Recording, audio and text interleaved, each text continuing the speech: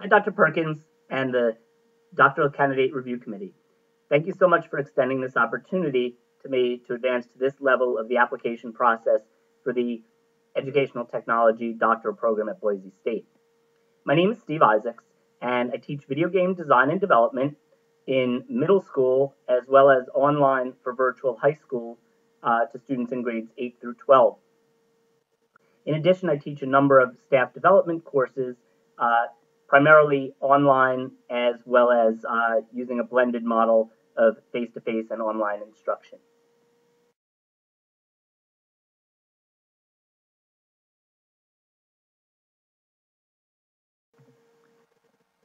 I'm very passionate about the integration of technology in education. Within my school district, I'm one of the technology leaders in terms of implementation and integration of technology in the curriculum and assisting staff with that. I help on the level of technical support within my building and manage a lot of the internal technology, including our iPad cart, our mobile laptop labs, as well as working on the committee to help establish a policy for bring your own devices, which our district has just implemented. So I'm very excited, and about this and extending my study to a deeper level. I believe will allow me to not only continue to be effective as a leader within my school district, but to extend that outside, beyond where I am currently, whether that be in developing programs for school districts. I teach video game design and development, which I really enjoy and consider that I have a niche in that area and would like to expand upon that in developing programs, that span the ages, allowing for opportunities for extending that. Right now, it's grown from just an eighth grade course to now being offered on some level in seventh grade through high school, and I'd like to extend that even further down to elementary school. Like I say, so I see the opportunities as being tremendous by really engaging myself on a deeper level in more specific as well as broader areas within educational technology.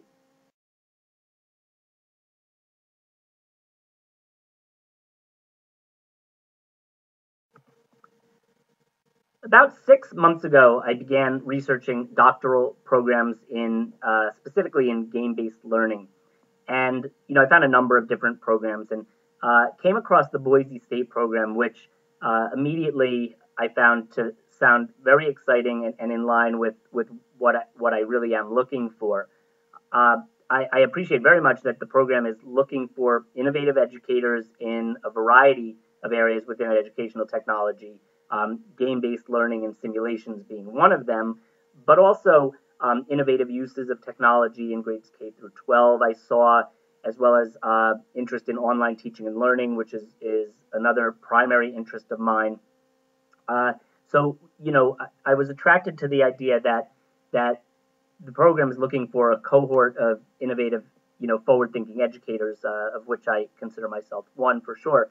And the idea of this model, of working with people from, with different interests, um, allows me to both focus on what I'm interested in, but also, learn from others in the areas that they're focusing their efforts on, which is very important to me in terms of a broader scale of educational technology. Uh, I'm also very excited at the fact that well, for one, Boise State obviously is dedicated to furthering study in educational technology, but I find it exciting that this is the first cohort of students to enter the program, and quite honestly, I love the idea of being part of that.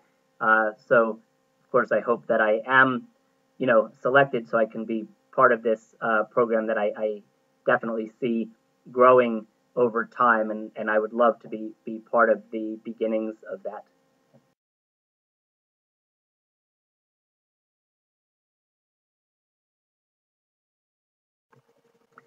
One of the most significant accomplishments for me, professionally speaking, has been the development of the video game design and development program, both in the middle school where I teach, as well as for virtual high school, as I developed an online course for them. This has been definitely an ongoing, process. Prior to my current teaching position, I we owned a learning center where we offered a number of courses and summer camps and after school classes. And video game design and development was one of the most popular. It was easy to develop it in this environment because it was a private venture. People, chose to enroll and such. On the public school level, it took a little more time to get there. Over the years, I began programs that offered video game design and development in different areas. We had a computer club, and the focus of that was video game design and development. When I was teaching the gifted and talented program, I was able to put a 6-week unit in video game design and development as it really focused on critical thinking and problem solving. And then ultimately, as time went on, I became more and more interested in developing a full semester elective course and pitched the idea to my supervisor, who I'm very grateful for the fact that he was entirely supportive. And very quickly, in fact, we brought the idea to my principal, who also got right on board. And this was very affirming.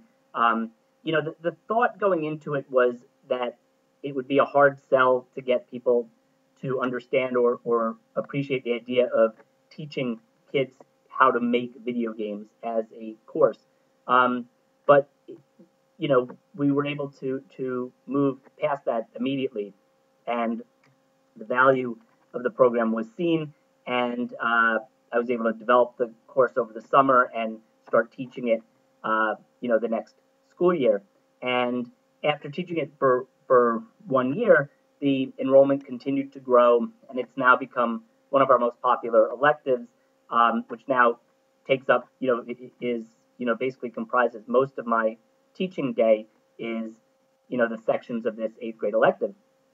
Around the same time, I was teaching a course for virtual high school, and I decided to pitch the idea to them as well. And they also were very warm to the idea and provided me with the opportunity to spend a semester developing the course and then to begin teaching it.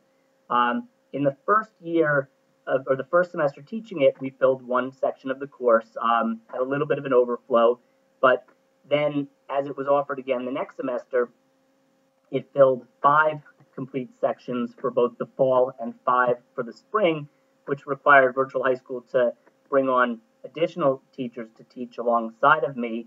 So I've been able to collaborate with them through the process, for the course that I had developed.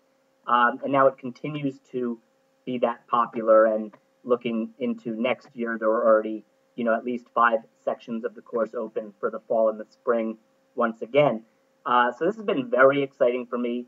It's something I've really worked hard towards, and as this has been evolving, I feel like I've become a leader in the area of video game design and development in education. My students participate in the STEM Video Game Challenge.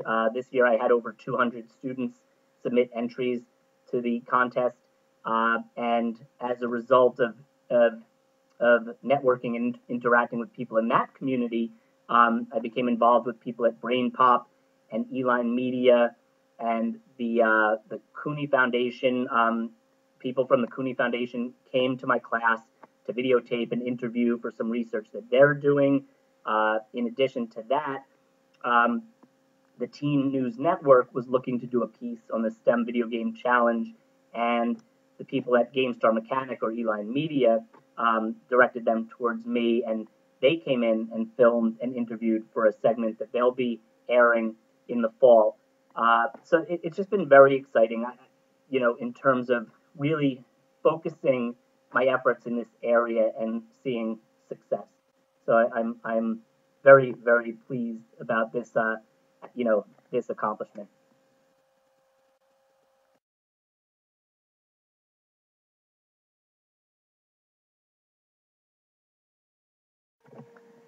I definitely understand the amount of time that will be involved and the importance of dedicating the proper amount of time and arranging my schedule to accommodate for that. I've already given that a lot of thought, and to give you a couple of ideas of how I plan to do that.